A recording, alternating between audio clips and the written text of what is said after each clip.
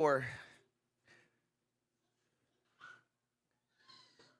kung inyo pong pahihintulutan, babasahin ko po sa wikang Ingles, King James Version, 2 Corinthians chapter 11 verse 3. But I fear, lest by any means, as the serpent beguiled Eve through his subtlety, so your minds should be corrupted from the simplicity that is in Christ. For if he that cometh preacheth another Jesus, let me repeat that. For if he that cometh preacheth another Jesus, whom we have not preached, or if ye receive another spirit which ye have not received, or another gospel which ye have not accepted, ye might well bear with him.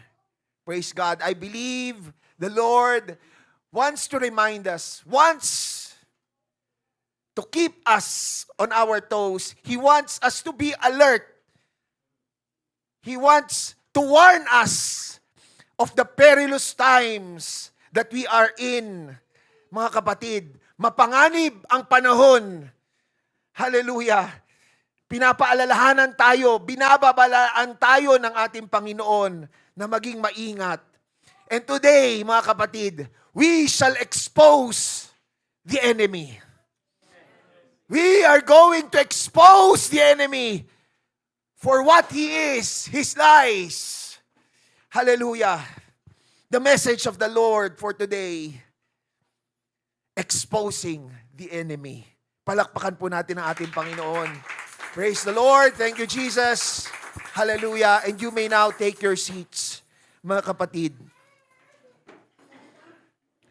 Again, mga kapatid, ang panahon ngayon, hallelujah, hanggat hindi pa dumarating ang ating Panginoong Hesukristo, ay sadyang mapanganib, lalo na para sa ating mga mananampalataya. Praise God. Nariyan ang kaaway. Nakahanda na tayo ay sakmalin. Ngunit mga kapatid, ang kaaway, hallelujah, hindi natin pinapupurihan. Kaya natin pag-uusapan ang kaaway sa mga sandaling ito. Nais ng ating Panginoon. Baka kasi nakakalimutan na natin. Baka nasa isip natin, wala nang panganib. Ang kaaway, wala na siyang magagawa. Mga kapatid, as long as we are here on earth, as long as we still have to deal with this world, the enemy is there. The enemy is ready to devour. The enemy is ready to steal. The enemy is ready to kill, mga kapatid. Not necessarily physically, mga kapatid, but spiritually. Especially, mga kapatid, the church, the saints within the church, the flock of the Lord. Ang kaaway, mga kapatid, ay parang lobo. Nagmamasid mula sa malayo. Nakakubli. Tinitingnan ang mga tupa na nasa loob ng kawan. Na kung mayroong isa na mapapalayo sa kawan, may isa na mapapalayo,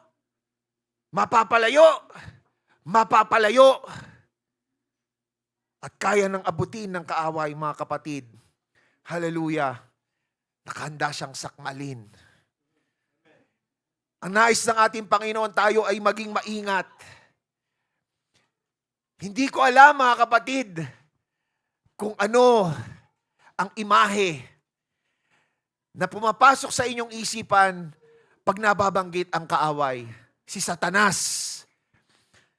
Mga kapatid, ang naiisip nyo ba ay isang nilalang kulay pula ang balat, may sungay, dalawa sa ulo, mahabang sungay, may mahabang buntot, may daladalang malaking tinidor. Usual depiction, mga kapatid, ng kaaway. Ngunit, mga kapatid, ang kaaway, hindi yan magpapaka-obvious.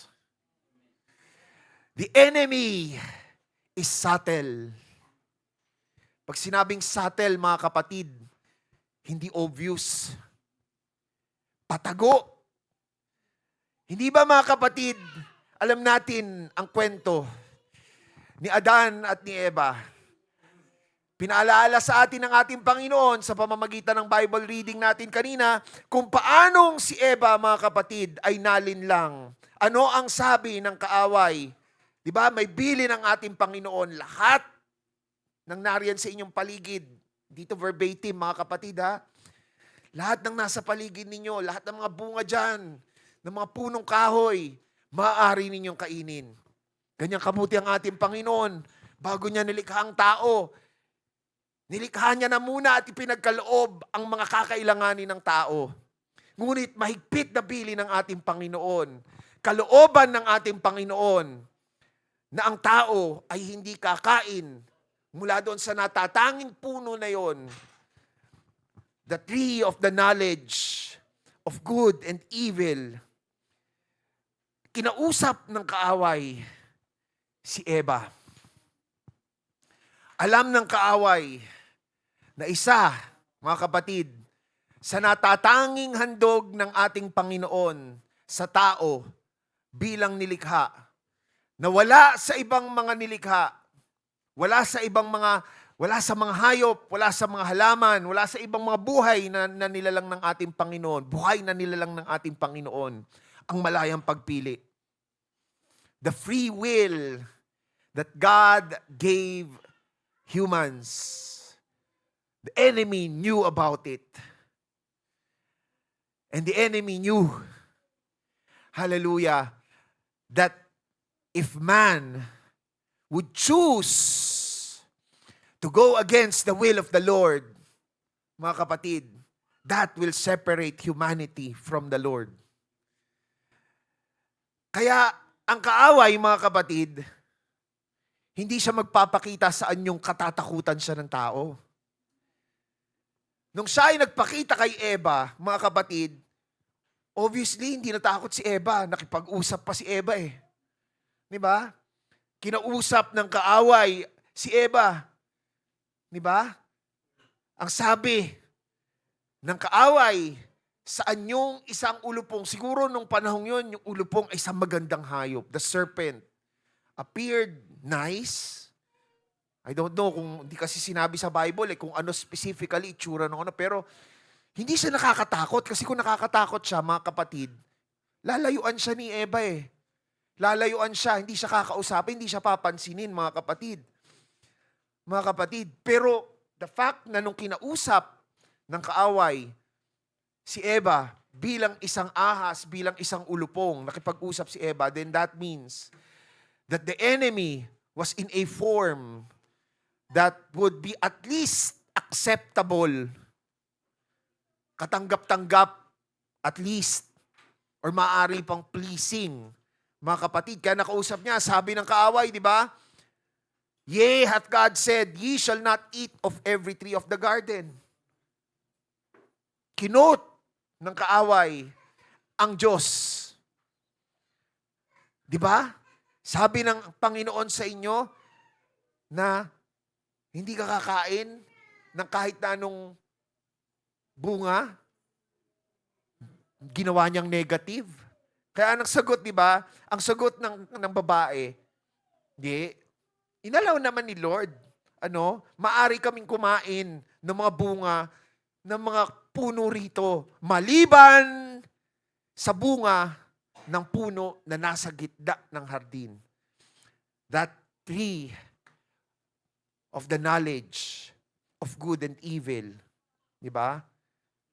Na hindi kami maaaring kumain yan dahil pag kumain kami ng bunga niyan, puno na yan, kami ay mamamatay. Hindi namin maaaring hawakan. Maaari kaming mamatay. Di ba? Ang sundot ng kaaway, hindi obvious eh. Ginawa niyang negative. Parang ganito, di ba minsan, pag meron kang kung merong natitirang may natitirang pagkain, gusto mong kainin, tapos merong isa pang tao sa sambahay niyo, di ba kapatid mo, di ba? Tatanungin mo, hindi ka pa kumakain, pa-negative eh, di ba? Di ba? Di ba? Pag sabi niya, ay, kumain na ako. O sige, di akin na to. Di ba? Negative ang approach sa something positive para babaligtarin yung magiging susunod na sasabihin. Anong sabi ng kaaway? At yung pabaligtad na pagsabi ng kaaway, mga kapatid, very subtle, mga kapatid. Ano ang sabi niya? Ano? Ye shall not surely die. Pag sinabing, mga kapatid, kung maalala nyo sa English, pag shall, ibig sabihin, mangyayari. Mangyayari. Walang doubt. Mangyayari siya pag shall. May pagka-imperative siya. Ye shall not, sigurado, hindi kayo mamamatay kung hahawakan at kakainin nyo yung bunga. Ano? Sabi pa ng kaaway, for God doth know that in the day ye eat thereof, then your eyes shall be, mabubuksan ang inyong mga mata. Kayo ay magiging katulad ng mga Diyos. Alam ninyo ang mabuti at ang masama. Di ba? Very subtle. Hindi obvious ang gagawin na panlilinlang ng kaaway. I believe everyone here knows that Satan, the enemy, he is the father of lies. Siya ang ama ng mga kasinungalingan, mga kapatid. Mismo ang ating Panginoong Jesucristo ang nagsabi sa John chapter 8 verse 44.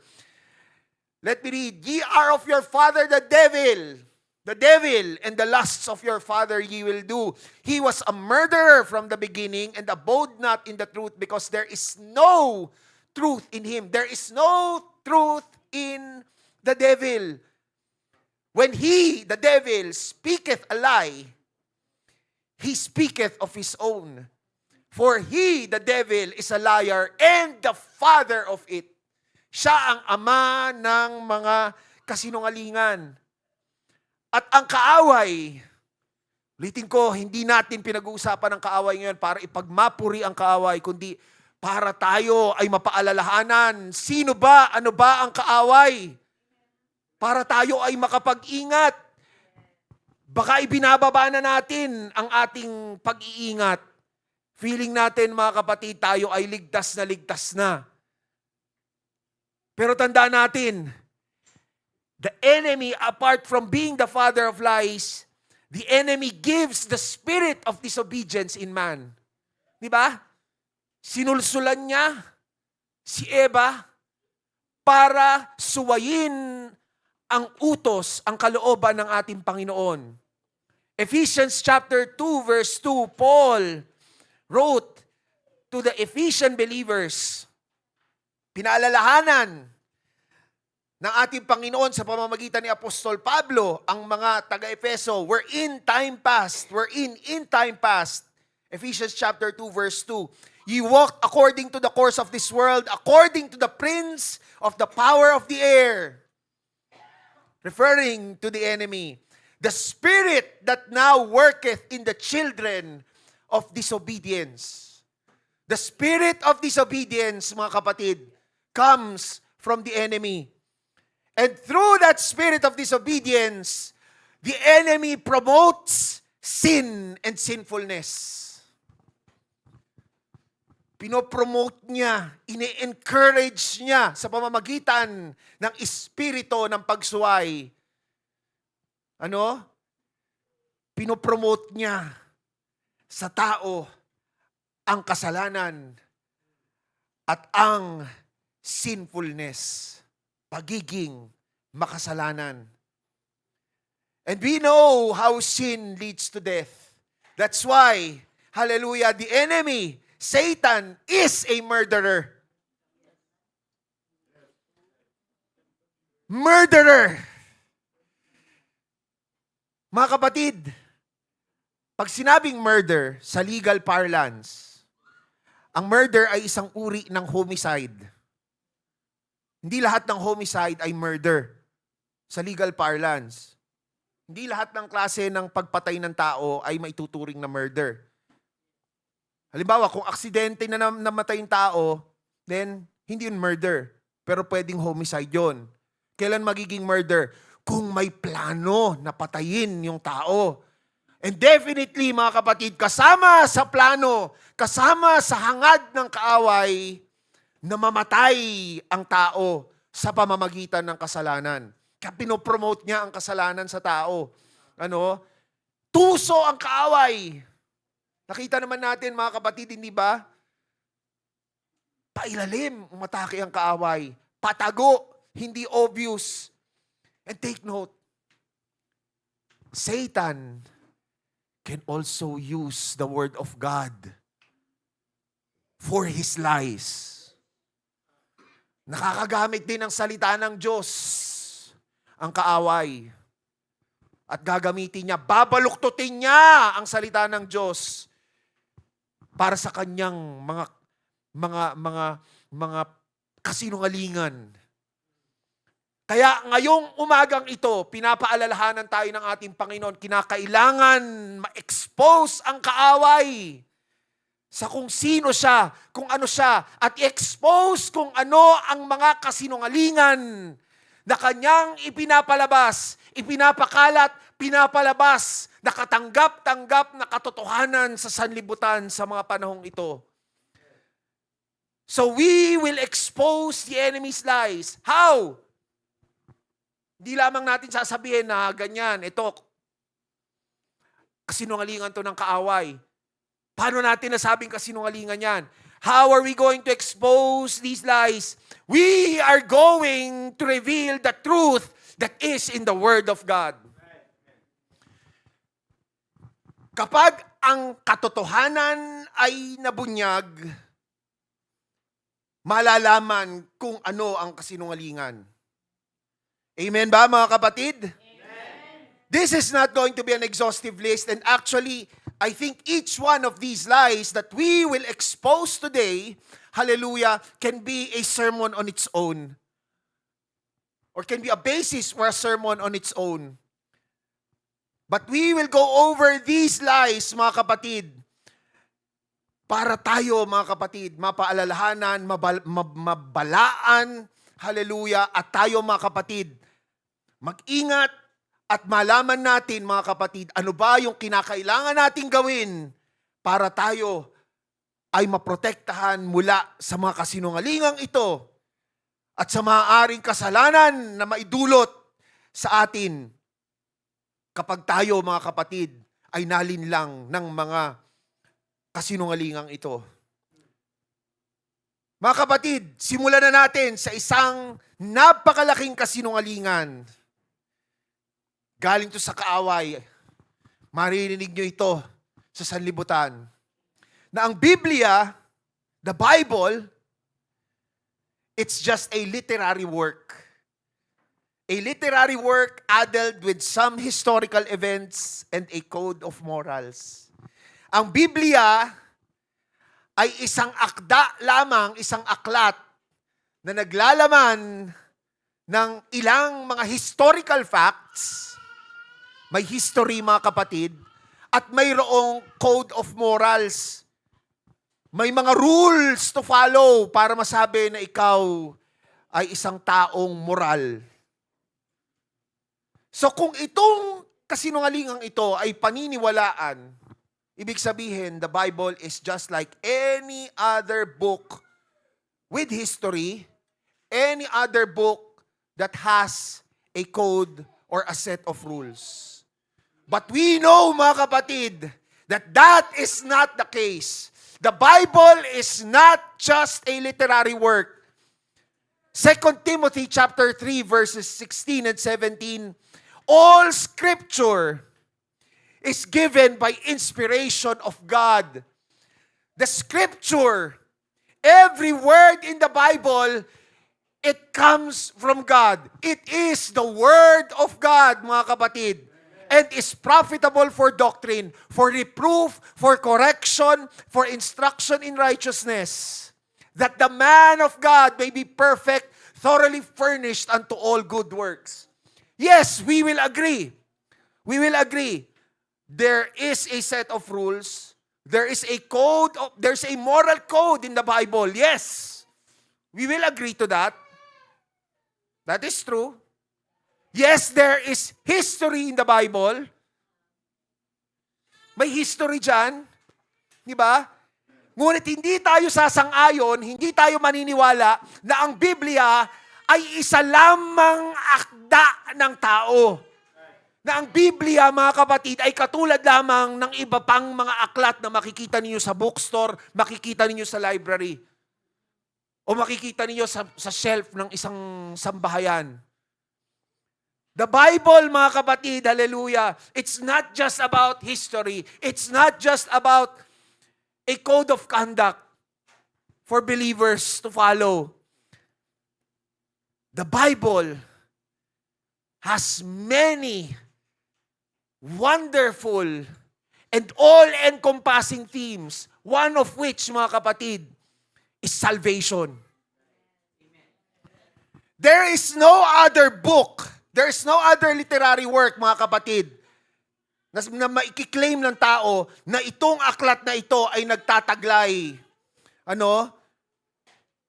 ng kaparaanan kung paano maliligtas. It's only the Bible, hallelujah, that has that theme of salvation. Salvation as a consequence of God's love and grace. Yung historical facts na nasa Biblia, yung moral code or set of rules or commandments, mga kapatid, na nakapaloob sa Biblia, mga kapatid, they all point toward salvation of humanity because God loves us. Because God's grace abounds for us, mga kapatid.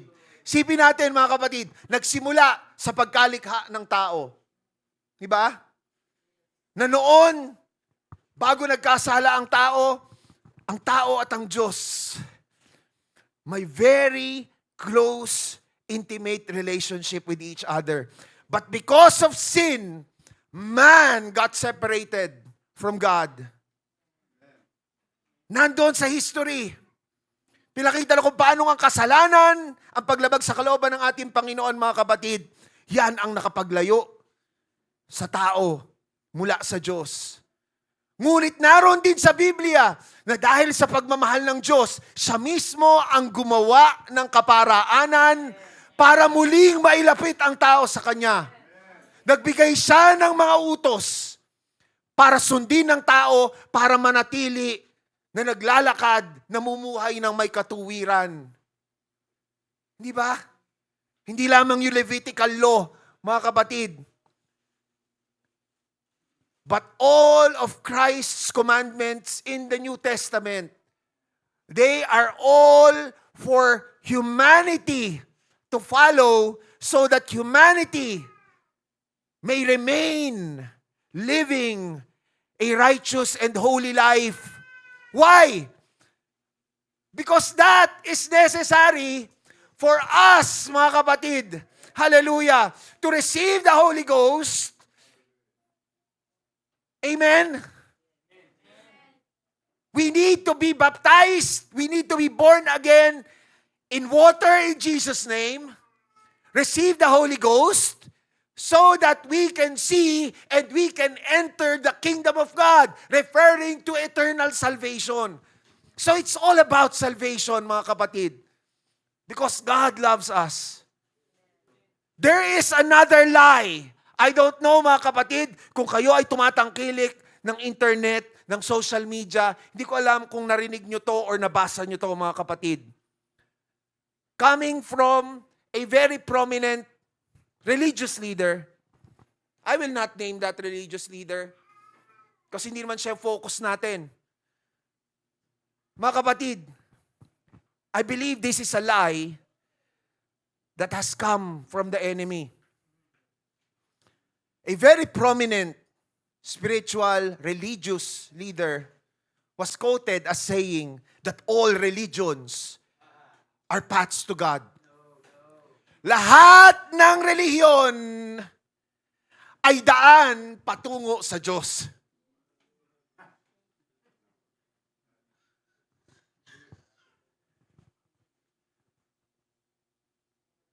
Would you agree with that? Would you agree with that, mga kapatid? Lahat ng relihiyon, Hinduism, Buddhism, of course, Christianity and the denominations under Christianity, di ba? And then, pati siguro yung mga di ba, paganism, Satanism. Those are all religions. Ang sabi nitong prominent religious leader na to, that all religions are paths to God, leading to God. Di ba? There are apologists, mga mananampalataya nung religious denomination, nung religious leader na yun, na sinasabi na misquote lang siya or hindi kumpleto yung konteksto ng sinabi niya, na sinabi na dahil parang labas naman daw sa doctrinal discussion yung pagkakasabi niya noon, hindi naman daw pwedeng i-cite yung principle of infallibility. O kung familiar kayo doon, mga kapatid, may idea na kayo kung sino yung spiritual leader na tinutukoy ko. Clue, hindi si Kibuloy. Sabihin na natin, na misquote siya or no. But, if that were to be taken at face value that all religions lead to God, di ba? Tama ka, pastor. Satanism, it's a religion. Does that lead to God? Definitely not, mga kapatid. What does the scripture say? Since na-establish na natin, mga kapatid, that the Bible is not just a literary work. The Bible contains the Word of God. That means that the Bible, everything in it is true. Everything in the Bible is the truth. Katotohanan, mga kapatid. Amen? So kaya yun muna, inuna natin kasinungalingan na ating, sabihin na natin, dinidebunk, ine-expose. So, katotohanan ng Biblia ay salita ng Diyos. Katotohanan na lahat ng nakalagay sa Biblia bilang salita ng Diyos ay katotohanan. At anong sinasabi ng Biblia patungkol sa ganitong klaseng kasinungalingan na ang lahat ng marelihiyon ay patungo sa Diyos? Kasi ano ba magiging implication, mga kapatid, kung lahat ng relihiyon ay tutungo naman sa Diyos? Ibig sabihin, lahat naman pala ng relihiyon, pag sinunod mo, pag naging faithful ka, mga kapatid, makakarating ka sa langit. Makakarating ka kung nasaan ang Diyos. Amen? Now, we are not one to judge because only God can judge. Hindi natin sinasabi na, okay, yung mga Muslim ay hindi sila makakarating sa langit. Wala tayo doon, wala tayo sa authority, wala tayo sa position, Diyos ang magano. Pero ano bang sinasabi ng Biblia? Anong sinasabi ng Biblia? John chapter 14 verse 6. Jesus said, I am the way, the truth, and the life. No man cometh unto the Father but by me. Si Jesus Christ ang nagsabi, siya ang daan, siya ang katotohanan, siya ang buhay, at walang tao na maaaring makatungo sa Diyos kundi sa pamamagitan lamang ni Jesucristo. So if we consider what Jesus Christ said in John 14:6 as the truth, di ba, kung yan ay totoo, then ibig sabihin, kinakailangan si Jesus Christ, hindi siya optional.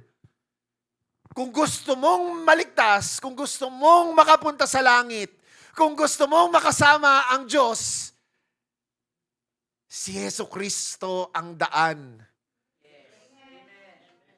So kung yan ang totoo, paano natin ngayon masasabi na ang lahat ng mga relihiyon ay mga daan patungo sa Diyos? Kung yung daan naman yun, kung relihiyon naman na yun, mga kapatid, ay hindi nananampalataya, hindi kumikilala, hindi sumusunod sa utos at magkakilala sa ating Panginoong Jesucristo. Amen? John chapter 3, verse 3 and 5. Alam natin to.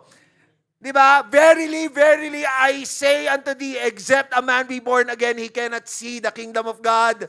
Verily, verily, I say unto thee, except a man be born of water and of the Spirit, he cannot enter into the kingdom of God. Lahat ba ng mga reliyon ay nagtuturo ng bautismo sa ngalan ni Jesucristo? Lahat ba ng mga reliyon, mga kapatid, ay nagtuturo tungkol sa baptism of the Holy Ghost? Malinaw dito sa katotohanan na sinabi ng ating Panginoong Jesucristo, para mo makita ang kaharian ng Diyos, kinakailangan mong maipanganak na muli. Para ka makapasok sa kaharian ng Diyos, kinakailangan mong maipanganak sa tubig, water baptism, at maipanganak sa Spirito, Holy Ghost baptism, infilling of the Holy Ghost. Mga kapatid, so kung may mga relihiyon na hindi naman itinuturo at ipinasusunod ang tungkol sa bautismo sa tubig, ang bautismo sa banal na Espiritu, mga kapatid, paano nila makiklaim or paano makiklaim na ito ay patungo pa rin sa Diyos? Eh yun na nga lang makita yung kaharian eh. Hindi mangyayari kung hindi ipapanganak na muli eh. Paano pa yung mapupuntahan, makakasama mismo ang Diyos na nandun sa loob ng kaharian na yun? Amen? So isang napakalaking kasinungalingan sa panahong ito. Acts chapter 4 verse 12, neither is there salvation in any other.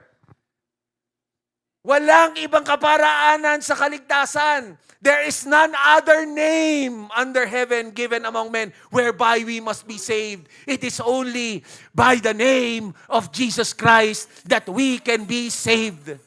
Amen? So kung ang isang reliyon ay hindi tinuturo na ang kaligtasan ay magbumula sa pangalan lamang ni Jesucristo, then paano yon patungo sa Diyos? Last Sunday, mga kapatid, sa pamamagitan ng ating mahal na kapatid na si Brother Ronald, di ba? The name of Jesus. There's power in that name. There's salvation. And actually, salvation can only come through the name of Jesus Christ. So definitely, Satanism is one religion. Di ba? So it's a lie. It's a big, big lie. But, hindi siya magiging obvious. Kasi kung ang nagsabi nun, isang napaka-prominenteng spiritual leader. Dito sa Pilipinas, mga kapatid, siguro, more than a majority of the Philippine population, ay nakikinig, naniniwala, sumusunod sa mga sinasabi ng spiritual leader na yon. Amen? Although may mga mananampalataya nung denomination yan, mga kapatid, nagkaroon din ng question mark sa kanila. Diba? Kapatid, makikita natin, hallelujah, kung hindi tayo magiging alerto, maingat mga kapatid, mapapapaniwala tayo eh. At mapapasunod tayo. So mangyayari si Jesus Christ, optional na lang. Kung lahat naman ng ibang relihiyon, patungo rin pala sa Diyos. But that is a lie. Amen? Amen? Now, there are, of course, denominations also teach about Jesus Christ. They teach about baptism. Diba? They teach about accepting Jesus Christ as Lord and Savior. Amen? So related to that previous lie that all religions lead to God. Amen? May isa pang kasinungalingan na nagmumula, I believe, sa kaaway. At ang target nito, mga kapatid, yung mga Kristiyano o nagpapakilalang Kristiyano. Ano tong kasinungalingang ito? That only belief in God is necessary for salvation. Maniwala ka lang sa Diyos, maniwala ka lang kay Jesus Christ, ligtas ka na. Kasi nga naman, di ba? May mababasa tayo sa Bible eh. Di ba? that it is through faith, not by works. Diba? Ang problema niyan ganito, how do we define faith? Because faith that is in the Bible, yes, it's true, hindi natin pinasisinungalingan, nasa Bible yun eh. Pananampalataya makakapagligtas, hindi gawa. Pero anong klaseng pananampalataya? Yung pananampalataya ba na sasabihin mo lang naniniwala ka na mayroong Diyos? Naniniwala ka kay Hesukristo? Ligtas ka na? Naniwala ka lang? O sige, hindi, tinanggap ko naman as my personal Lord and Savior. Ganon? Pananampalataya? Yung bang pananampalatayang makapagliligtas? Ano ang sabi, mga kapatid? Hallelujah. Sa James chapter 2, verses 17 up to 20. Even so, faith, if it hath not works, is dead, being alone. Faith, if it hath not works, is dead, being alone. Ang sabi, yea, a man may say, thou hast faith and I have works. Pwede sabihin ng tao. May pananampalataya, naniniwala ako sa Diyos. Ano? At meron akong mga ginagawang mabuti. Di ba? Sabi ni James dito, show me thy faith without thy works. Pakita mo sa akin ang pananampalataya mo na walang kaakibat na gawa. At ipapakita ko sa inyo ang aking pananampalataya sa pamamagitan ng aking mga gawa. I will show thee my faith by my works. Thou believest that there is one God, thou doest well, the devils also believe. Mga kapatid, kung ang paniniwala lamang sa Diyos, ang prerequisite para sa kaligtasan, ang kaaway naniniwala din sa Diyos So napakalaking kasinungalingan kung sasabihin na maniwala ka lamang sa Diyos, ikaw ay ligtas na. Yes, nanginginig pa ang kaaway. Nanginginig. So in a way, meron ding konting action sa kaaway. Hindi lang siya naniniwala, dahil naniniwala siya na may Diyos, pero ano yung response niya? Dahil sa pananampalataya niyon, ang naging response niya, takot. Nanginginig siya. Pero ang klase ng pananampalataya na nakapagliligtas, mga kapatid, yung klase ng pananampalataya, naniniwala ka na may Diyos, ang Diyos ay banal. Tayong mga tao ay makasalanan. Kinakailangan natin ang Diyos. Amen? Hindi tayo makalapit sa Diyos dahil sa ating mga kasalanan. Kaya kinakailangan natin magsisimula sa ating mga kasalanan. Kinakailangan nating mahugasan mula sa ating mga kasalanan. Amen? Kaya, ano ang nagiging response? Repentance. Something that is not often preached about these days. Amen? Amen. Repentance. Kasi ang hirap Pag repentance ang itinuturo, lalo na kung merong mga guests, may tendency na hindi na bumalik yung guests But the truth has to be taught. The truth has to be exposed. Amen? Di ba? Wilt thou know, O vain man, that faith without works is dead? Yes, good works alone. Kaya nga, mga kapatid, related dyan, yung kabaligtaran naman nun. Ang mga mabubuting gawa, makakapagligtas sa kahit wala akong paniniwala sa Diyos. Kahit di ako naniniwala kay Lord. Mga atheists, ganun yung kanilang pinangahawakan Kaya kong maging moral kahit wala akong pinaniniwala ang Diyos. Gagawa ko mabuti, hindi naman kailangan naniniwala ka sa Diyos para makagawa ka ng mabuti at umiwas ka sa masama. Yun ang sinasabi nila. Diba? So gawa yung makakapagligtas or makakapag-iwas sa'yo mula sa kapahamakan. No. Yes, kung sakali, pwede naman. Kahit hindi mo pa kilala ang ating Panginoon, makagawa ka na mabuti. Pero yung kasiguraduhan na ikaw ay mananatili na matuwid, kumikilos ng naaayon sa kalooban ng iyong lumikha, kinakailangan kilalanin mo, maniwala ka, at sumunod na mayroong lumikha sa'yo. Di ba? Kinakailangan makilala mo, kinakailangan tanggapin mo na yung lumikha sa yung yon dahil sa pag-ibig niyang matindi para sa ating lahat, ginawa niyang magkatawang tao, ginawa niyang magpapako sa krus, ginawa niyang ibuwis ang kanyang buhay at ang kanyang banal na dugo para masigurado na mayroong kaparaanan para ang tao ay maligtas mula sa kasalanan. Di ba? Yun yung pagkakaiba ng isa na may paniniwala, pananampalataya at pagsunod sa Diyos kaysa sa isa na gumagawa lamang na mabuti. Ang pagsunod sa mga utos ng Diyos, yan ay dulot ng pananampalataya. Yan yung ibig sabihin, mga kapatid, na sabi ni James, di ba? Paano ko ipapakita ang aking pananampalataya sa pamamagitan ng aking mga gawa? It's that genuine faith that would make us act as a response. That would make us do good works as a response. Now, going back to Jesus, may isa pang kasinungalingan na pinapakalat ang kaaway tungkol kay Jesus Christ. Di ba yung una, ang Bible, aklat lang. O yung kasinungalingan na si Jesus ay tao lang. Si Jesus ay isang historical figure lang. Si Jesus ay isang historical religious leader lang. May iba pang nagsasabi, ang paniniwala na si Jesus ay isang revolusyonaryo. Ano? Isa raw siyang revolusyonaryo. Pero ito ay napakalaking kasinungalingan. Mga kapatid, matagal na natin pinag-uusapan sa Sunday School pa lamang kung paano si Jesus Christ, siya ang nag-iisang tunay na Diyos. Amen?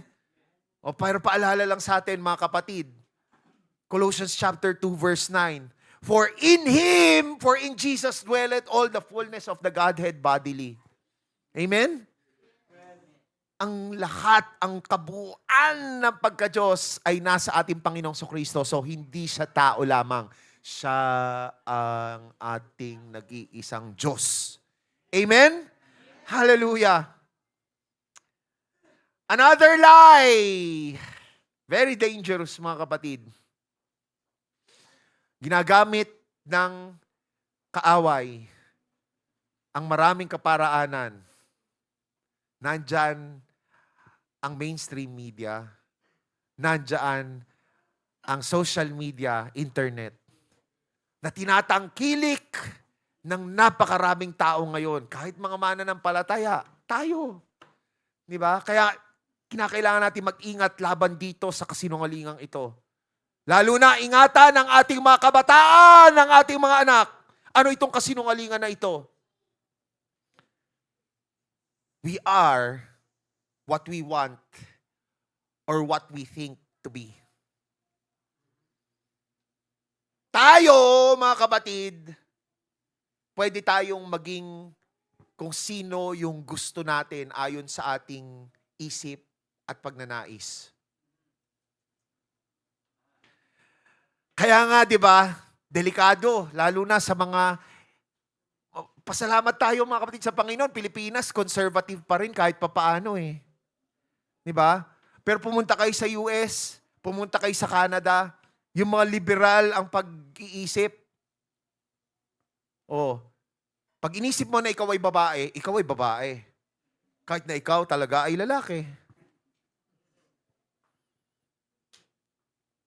Di ba? Agree ba kayo doon? Agree ba kayo doon? Mga kapatid, hindi lamang ito tungkol sa kasarian Kasi baka sabihin nyo, si Brother Billy, kasarian na naman ang pinag-uusapan. Yun kasi yung pinaka talamak na nangyayari ngayon Makikita natin Di ba? Hindi ako magugulat, mga kapatid. Darating ang panahon, o kung ang isang tao, iniisip niya na siya ay isang aso, o sige, aso ka. Yun ang gusto mo Igagalang ko yan.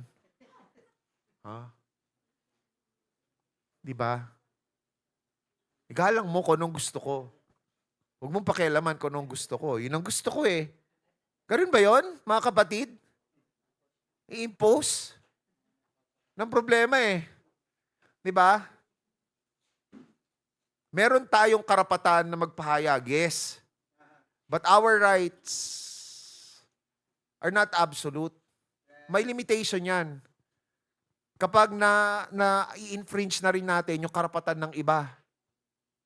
Diba? Pero ang nagiging trend sa society ngayon, globally, mga kapatid, na nagiging trend is, yun nga, a person can be what he or she thinks or wants himself or herself to be. At ang nakakalungkot niyan, mga kapatid, may mga bansa ngayon, like sa US, sa Canada, mga kapatid,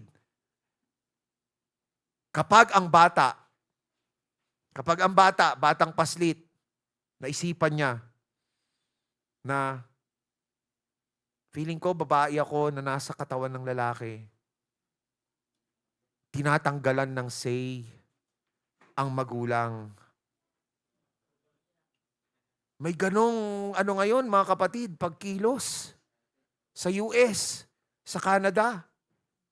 Kapag ang bata, sinabi niya na ako ay transgender, ganun nga, lalaki ka, pinanganak kang lalaki, pero nasa isip mo, gusto mo, babae ka, ayaw mo maging lalaki.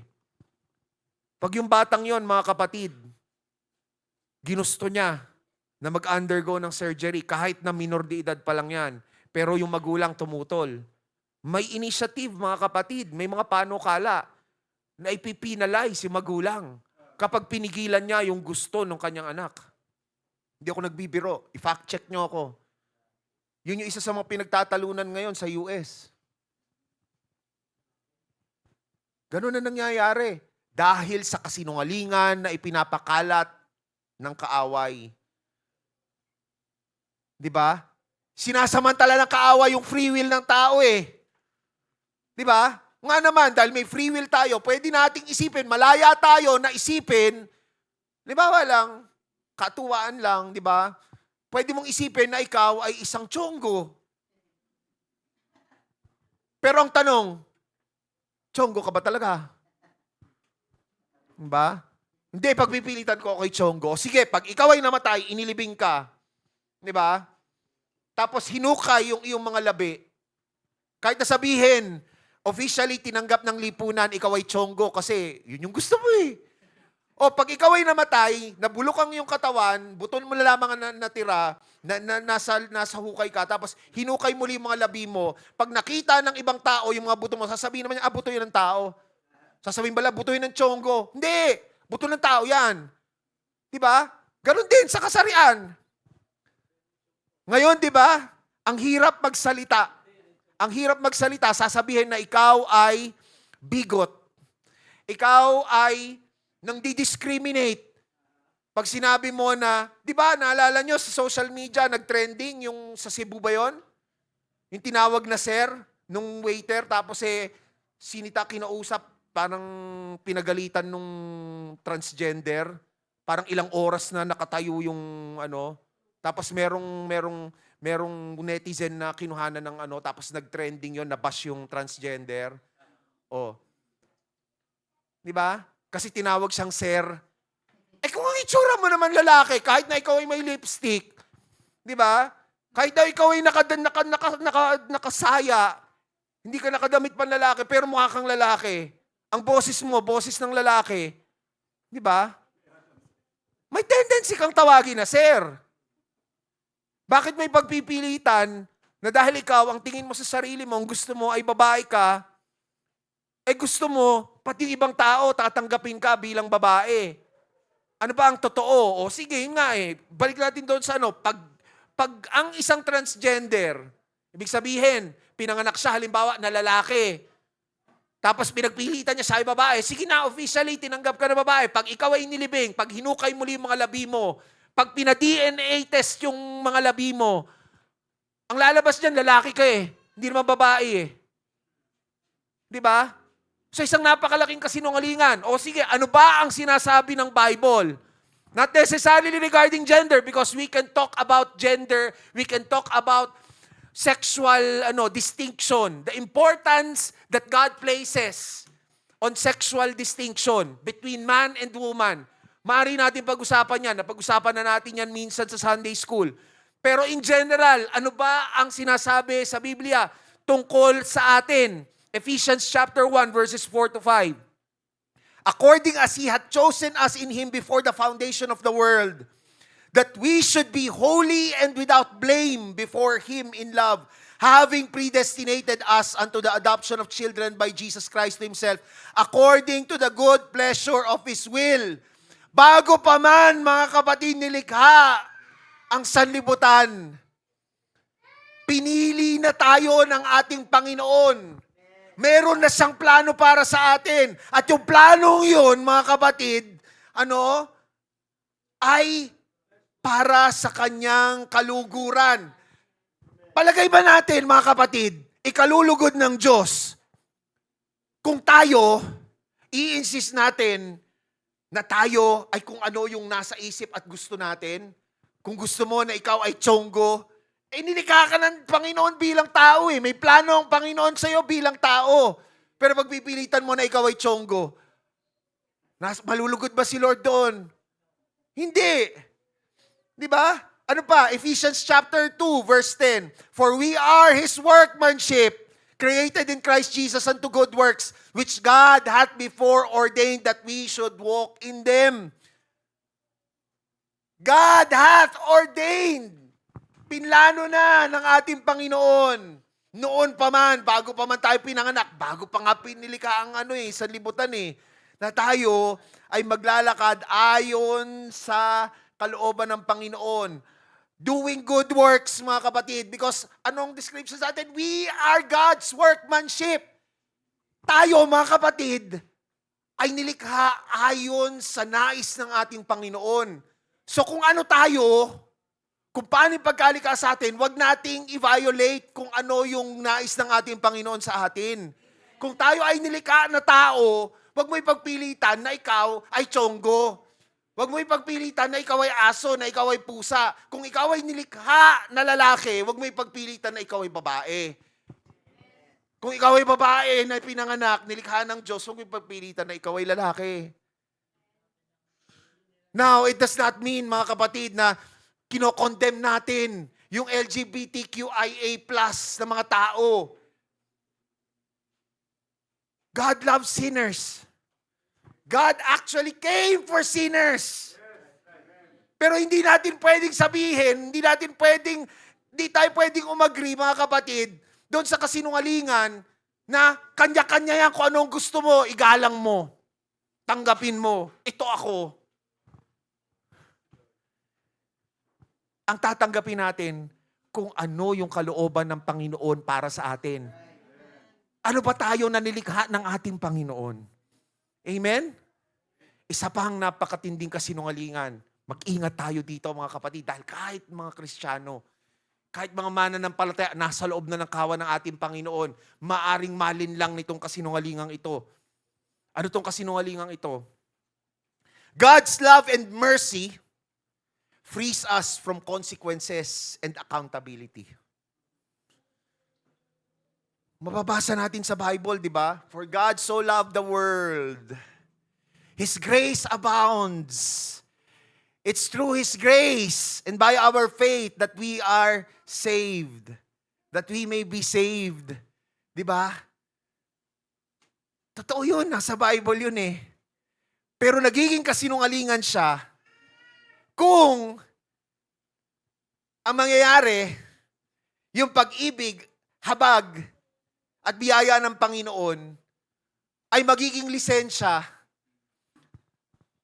para hindi na natin tanggapin yung mga consequences ng pagkakasala. Na hindi na tayo pwedeng maging accountable sa Panginoon sa mga nagagawa nating pagkakasala.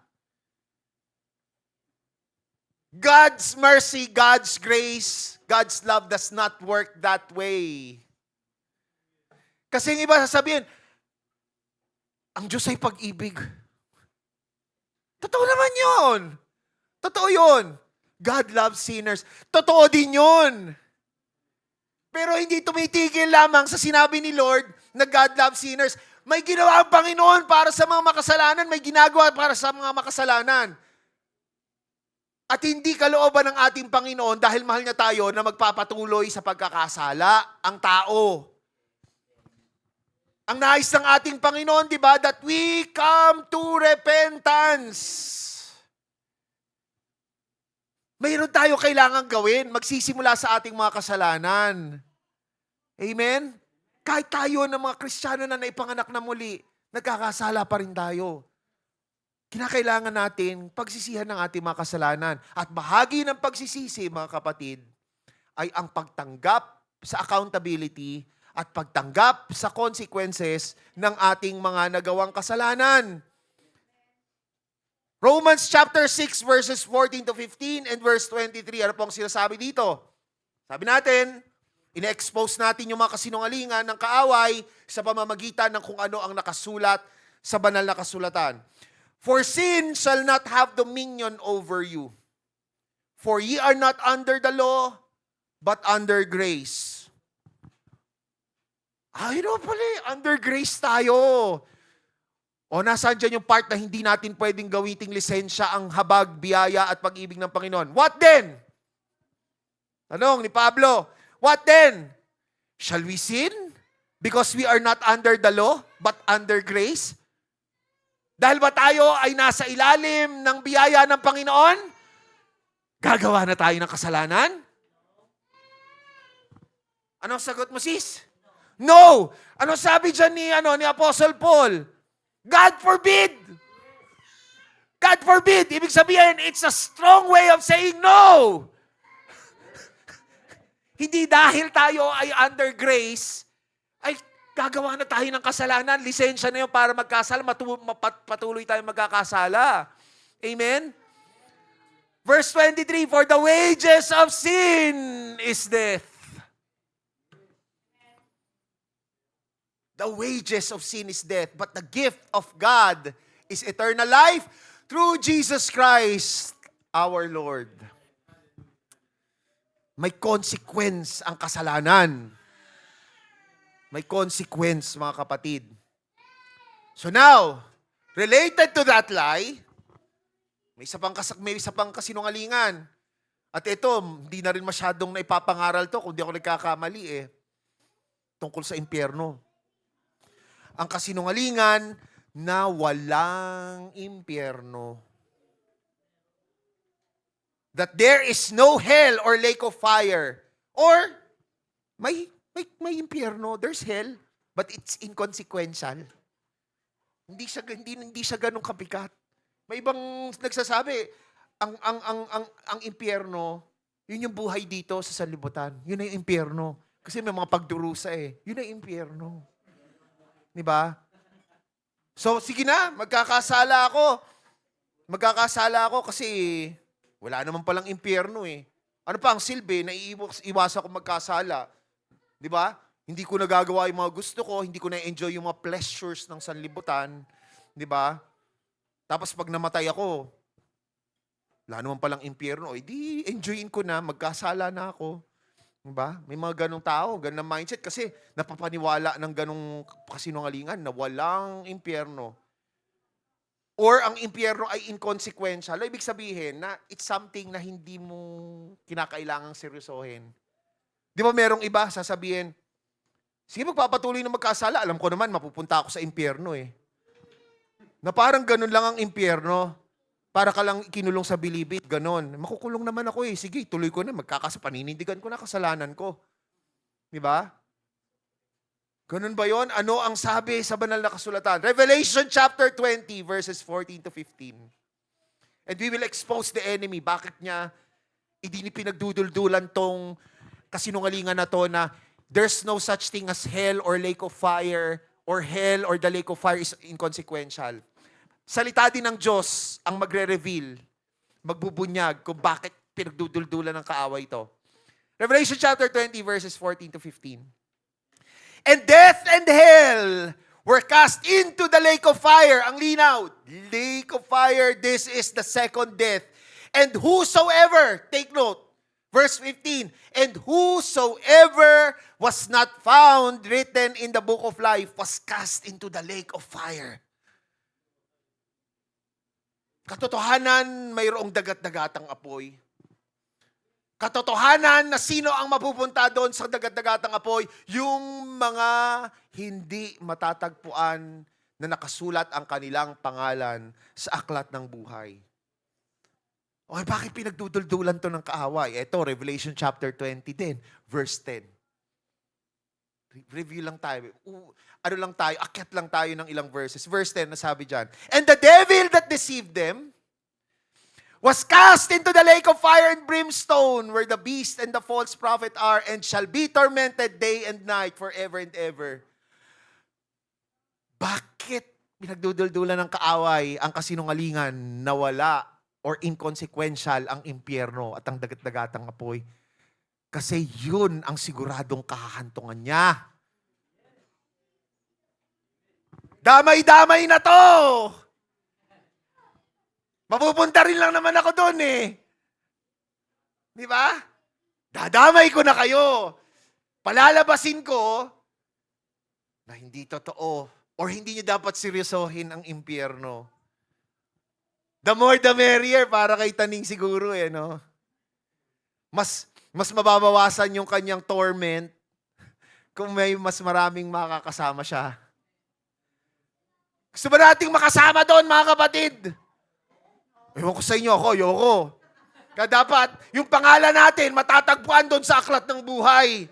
Amen? Paano may ilalagay yung pangalan natin sa aklat ng buhay? Kinakailangan natin si Jesus Christ. Amen? So yung kasinungalingan na yan, nako, ingat-ingat.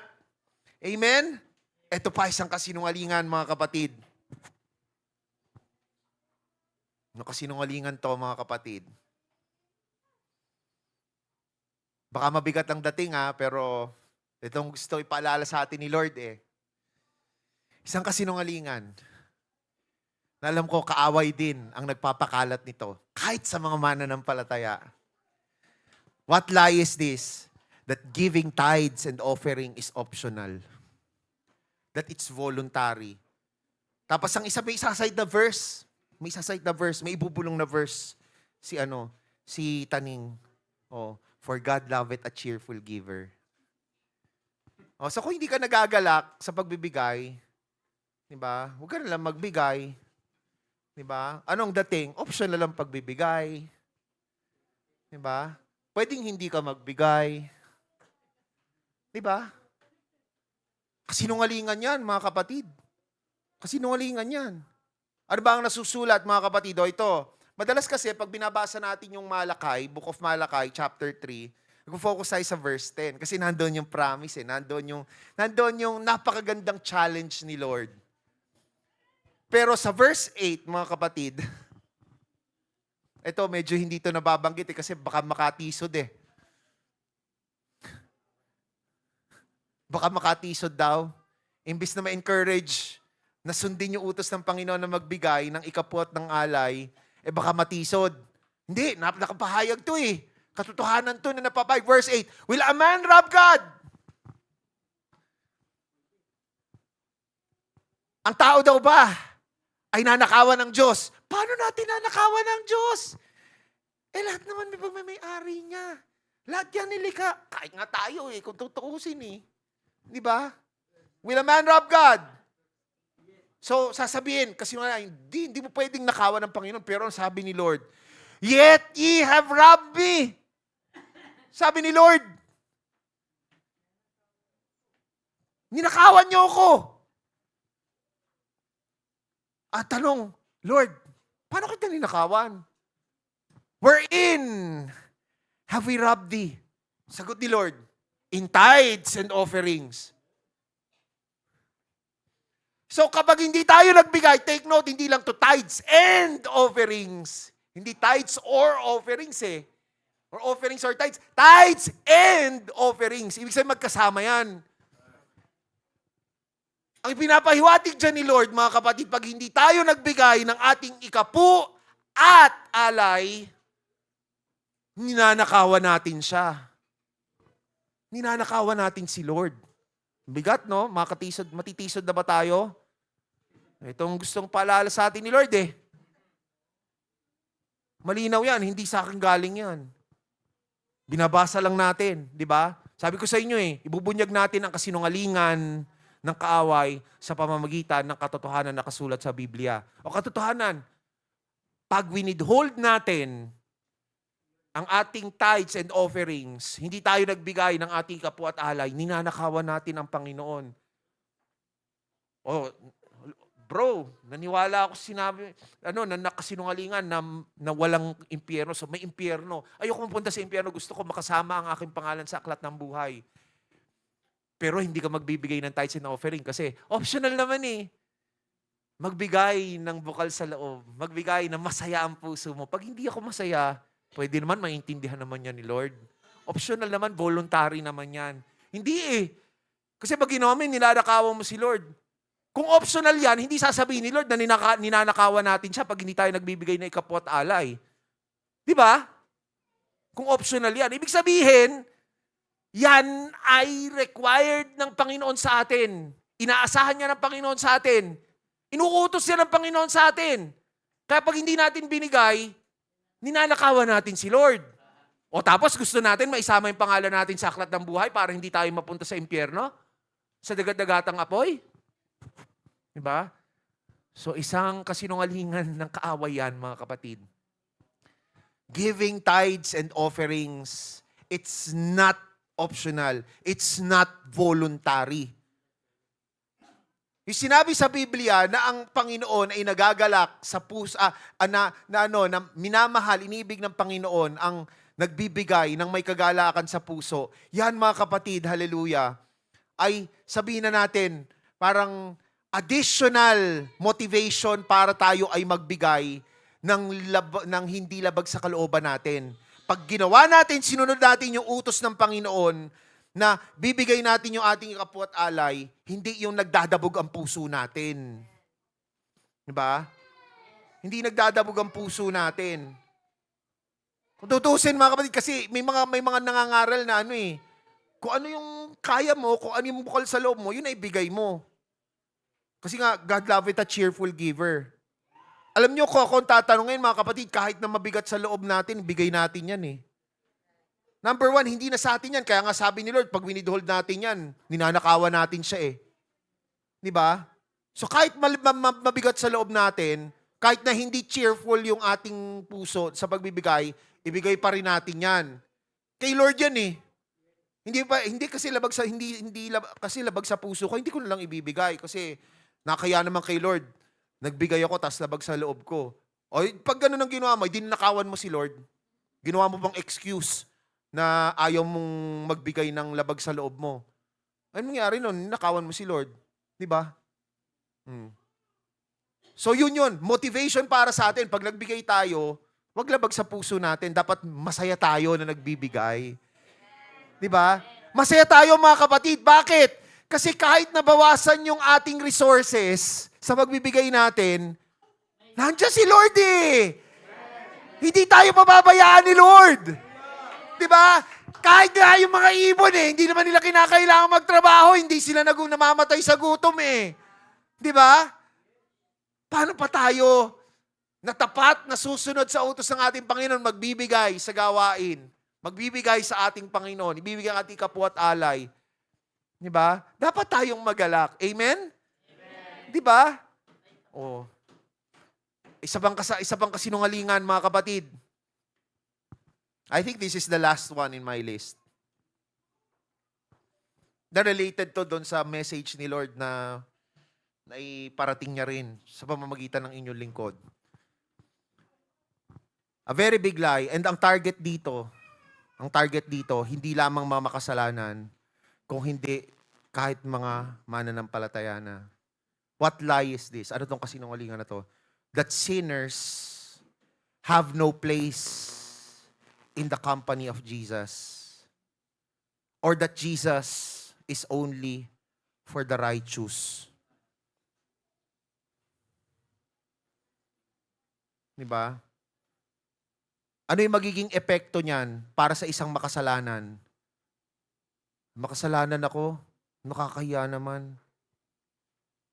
Hindi ako pwedeng lumapit kay Lord kasi si Lord nandito para lamang sa mga matuwid. Hindi ako matuwid. Nakakahiya. Mananatili yung hiya mo. Mananatili kang malayo kay Lord. Dapat nga mas lumapit ka kay Lord eh. Di ba? At para naman sa mga mananampalataya, kapag naniwala sa kasinungalingang ito, di ba? Ano ang nangyayari? Kinokondemn yung mga nagkasala. Di.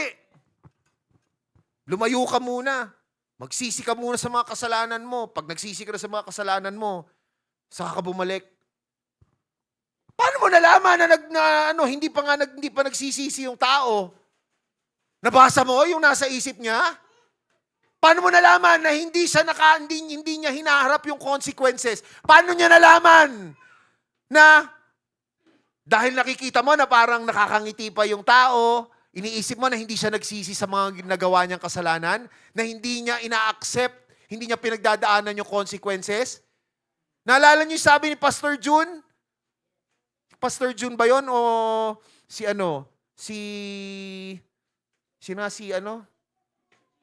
Pastor Jeannie. Pastor Jeannie yata yung nagsabi na yung mga mapanghusga, 'di ba? Yung mga nanghuhusga, sila yung mga least na nakakaalam kung ano ang pinagdaraanan ng hinuhusgahan nila. 'Di ba?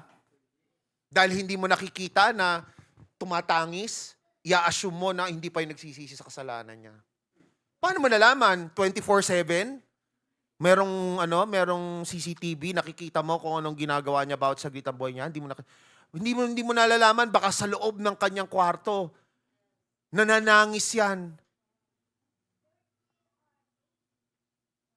Yung hindi magandang sinasabi ng ibang tao, tinatanggap niya. Bahagi yon ng pagtanggap niya sa consequences. Alam mo ba yon? So kung tayo ay maniniwala sa sinungalingan na si Jesus Christ ay para lamang sa mga matuwid, bawal ang mga makasalanan. Mga kapatid, si Taning ang nagpapakalat, nagbubulong ng ganyan. Bakit? Kasi ayaw niya na lumapit yung makasalanan, ayaw niya na madagdagan yung mga maliligtas eh. Gusto niya yung mas marami, the more the merrier nga eh. Yung hindi mapapasama sa aklat ng buhay.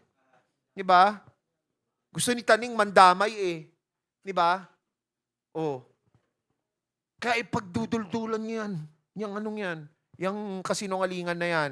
Pero, 'di ba nga, ano ang sabi sa banal na kasulatan? 2 Peter chapter 3 verse 9. The Lord is not slack concerning His promise as some men count slackness, but is long-suffering to usward, not willing that any should perish, but that all should come to repentance. That all should come to repentance. Paano magsisisi yan kung pagbabawalan mo lumapit sa ating Panginoon? I-assume mo lamang na hindi pa siya nagsisisi sa kanyang kasalanan. Di ba? Hindi tama yon. Panginoong Jesucristo mismo, John chapter 12, verses 46 to 47, I am come a light into the world that whosoever believeth on me should not abide in darkness. And if any man hear my words and believe not, I judge him not. For I came not to judge the world, but to save the world. How can the sinner be saved if the sinner is prevented from drawing nigh to Jesus Christ? Mas kinakailangan na mailapit ang makasalanan sa ating Panginoong Jesucristo.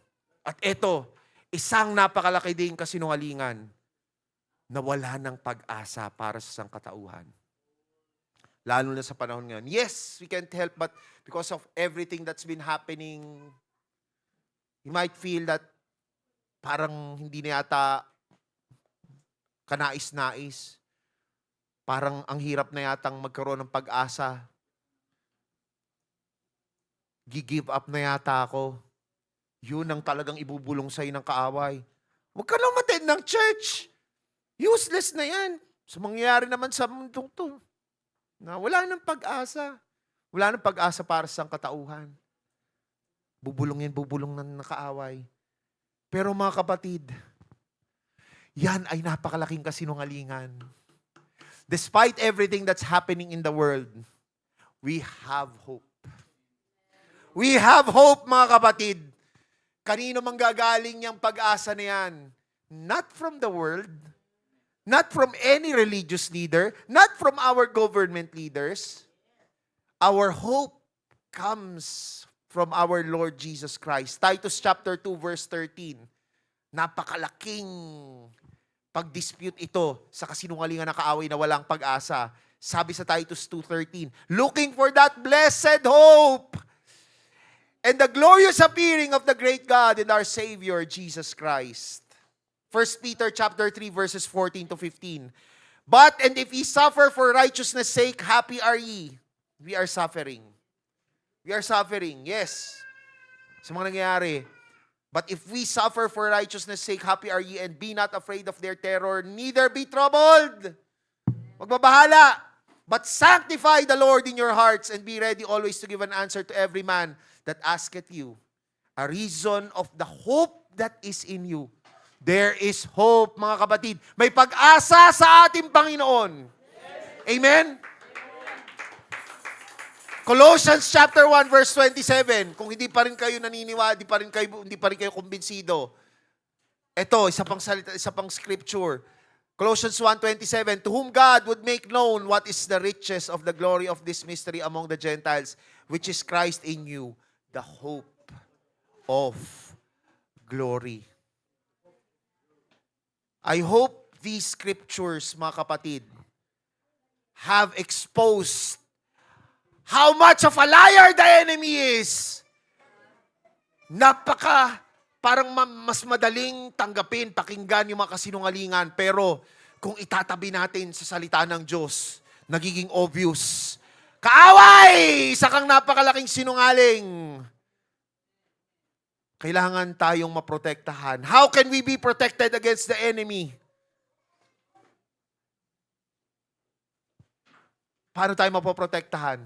At laban sa kanyang mga kasinungalingan. We can be assured that we will be protected against the enemy and his lies. First, if we abide in the presence of our Lord Jesus Christ.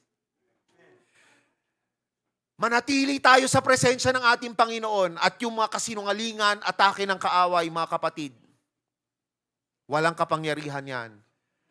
Kung tayo ay susunod sa ating Panginoong Jesucristo, protektado tayo sa kaaway. Protektado tayo sa mga kasalanan niya. Kung patuloy tayong magbabasa, mag-aaral, magmumuni-muni sa salita ng Diyos, sa katotohanan na nakapaloob sa Biblia, mga kapatid, tayo ay protektado laban sa kaaway at sa kanyang mga kasinungalingan.